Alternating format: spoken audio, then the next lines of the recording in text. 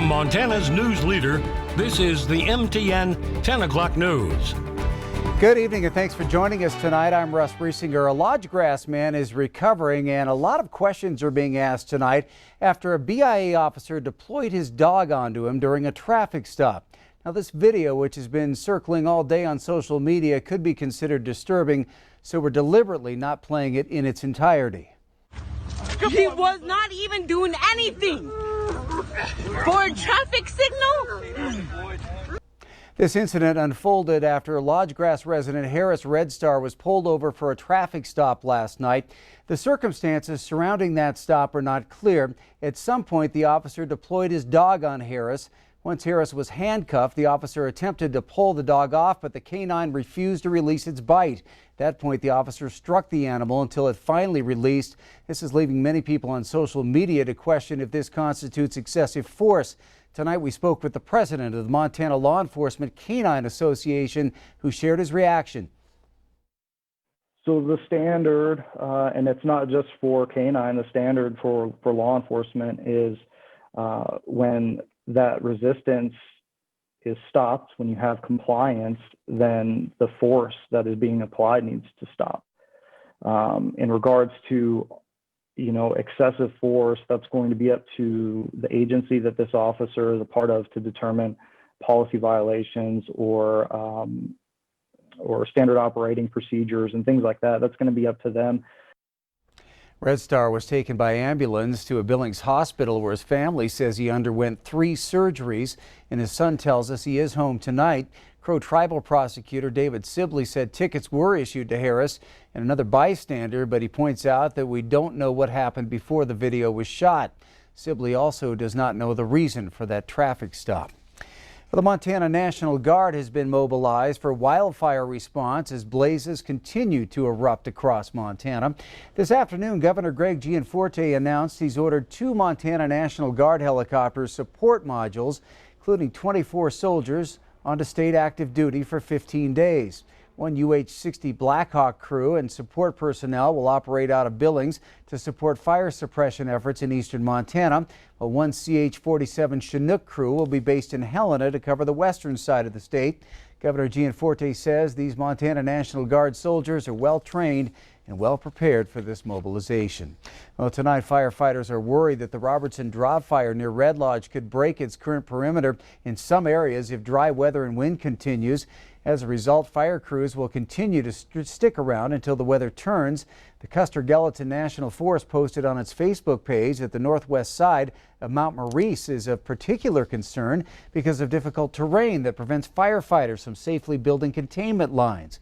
Currently, there are 59 firefighters fighting that blaze, and the fire remains at 85% containment. Some good news to report tonight on the Red Lodge firefighter who was severely injured last week in the Harris fire near Joliet. Today, Dan Stephenson underwent his second successful surgery at the University of Utah Burn Center, with doctors working on removing all of the burned areas except for his face, which they will continue to let heal on its own.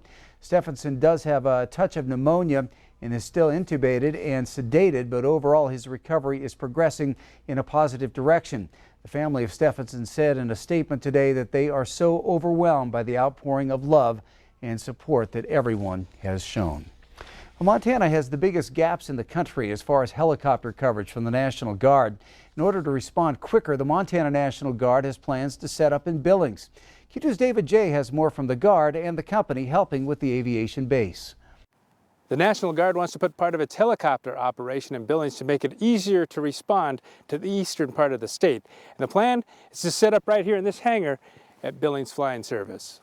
In 2017, we actually conducted a search and rescue operation off the Yellowstone River here, and we were only able to do that because the aviation unit was actually conducting some training operations just outside of Billings. Major Rob Allenson of the Montana National Guard says the trip from Helena to Billings can take from 45 minutes to an hour and a half. Montana does have one of the biggest gaps when it comes to military aviation support. We only have the one facility in Helena.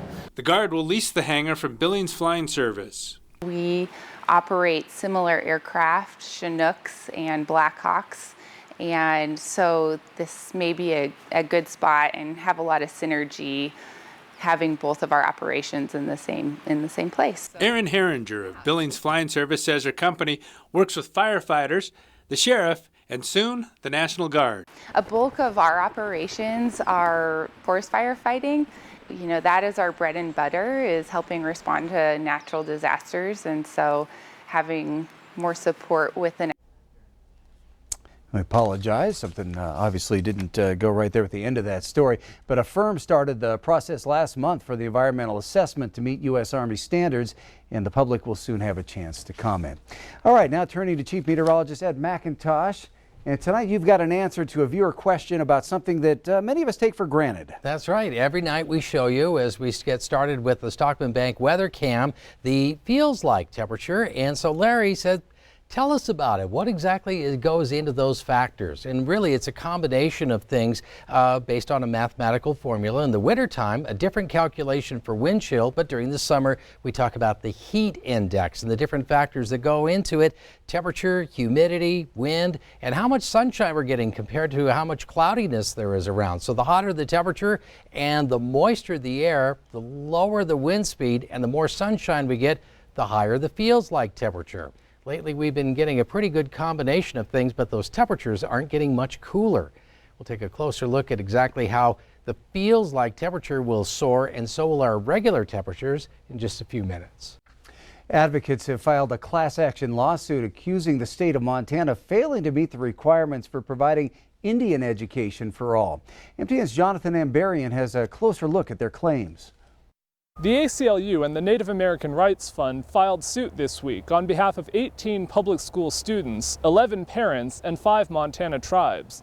They say there's not enough consistency in how school districts across Montana are handling Indian education for all. What we have are some schools that are doing a fabulous job of implementing Indian education across the board in public school curricula, and some schools that simply aren't. The lawsuit was filed in State District Court in Cascade County. In it, plaintiffs accuse the Office of Public Instruction and Board of Public Education of failing to establish and enforce clear standards on how schools must comply with Indian education rules. Montana's Constitution includes a provision committing the state to recognizing Indian culture and heritage as an educational goal. OPI distributes about $3.5 million a year to school districts for Indian education for all. Under state law, that money can only be used for Indian education curriculum, materials, or training. But the complaint said many districts don't provide details on how that money is used, or don't report spending all of their allotment. That means that we have millions of dollars of Indian education funding that's unaccounted for.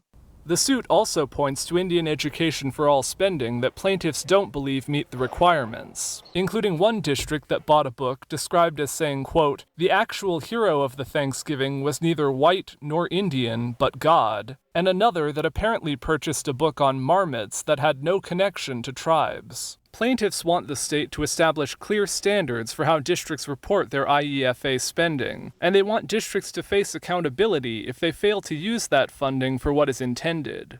A spokesperson for the Office of Public Instruction declined to comment, saying it's the agency's policy not to comment on pending litigation.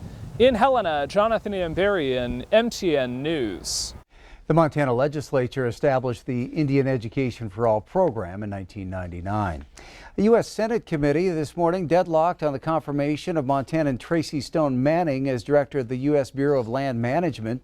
The 10-10 vote came after more than an hour of highly contentious debate, with Republicans opposing her nomination, but the nomination still advances to the full Senate. Montana Republican Senator Steve Daines, who's a member of the committee, has led the opposition to Stone Manning's nomination. Today, he said she obstructed a federal investigation into a 1989 tree spiking incident in an Idaho forest and lied about her involvement. He said she was very much involved, even though she said she only sent a letter to the Forest Service warning it about spiked trees. Democrats on the panel said the over-the-top opposition to Stone Manning from Republicans is really about opposing President Biden's plans to take a different direction on public land and energy policy. Democrats in the Senate now can bring her confirmation up for a vote on the floor in the evenly divided Senate. It's not clear yet when that may happen. Still ahead on the MTN 10 o'clock news here on Q2, a Montana veteran picking himself up out of the despairs of depression by lifting 600 pounds. We'll hear from him in just a bit. I'm Janelle Slade. Tonight we're going to show you what's going in behind these walls on the Billings Clinic campus and how it will support our region's tiniest patients.